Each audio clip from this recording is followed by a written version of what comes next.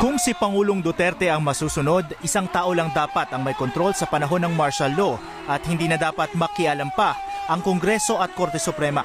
Sinabi niya ito sa isang pagtitipon ng mga drug watch volunteers sa Pampanga kahapon. Pupunta pa ako sa Congress, pupunta pa ako doon sa Supreme Court. If there is anybody who would file a complaint to look into the factual, kung totoo ba, which you cannot do. Kung magulo ang mundo, kaya nga martial law na para isang tao na lang ang magdirekta. Ang dahilan ng Pangulo, mabusisi ang proseso ng pagdeklara ng martial law sa konstitusyon na hindi makakatulong sa pagharap sa isang invasion o rebellion. Sa ilalim kasi ng 1987 Constitution, maaari lang magdeklara ng martial law kapag may invasion o rebellion kung kinakailangan para sa seguridad ng publiko. Kailangang humarap ang Pangulo sa Kongreso o magsumite ng written report sa loob ng 48 oras matapos ideklara ang martial law. Maaring bawiin ng Kongreso ang deklarasyon. Maaari rin itong palawigin ng Kongreso lampas pa sa 60 araw na itinakda ng konstitusyon.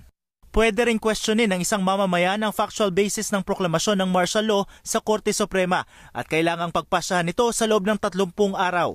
Paliwanag ni Professor Ed Garcia, isa sa mga framers ng 1987 Constitution, sinadya ang mga probisyong ito para hindi basta-bastang ideklara ang martial law nang walang sapat na dahilan.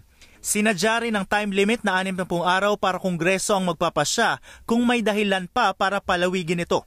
Nabahala si Attorney Christian Monsod, isa pang nagbalangkas ng 1987 Constitution sa pahayag ng Pangulo.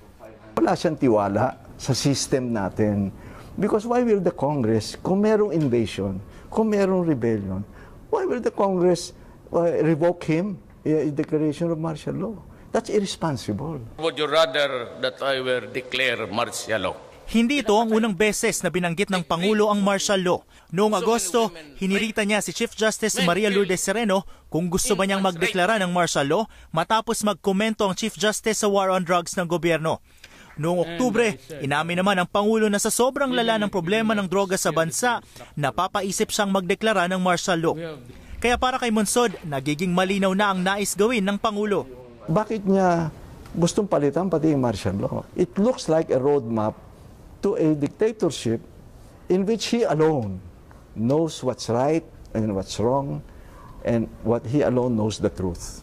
Sa isang pahayag, sinabi ni Vice President Leni Robredo na ang banta ng martial law ang pinakamasamang regalo sa publiko.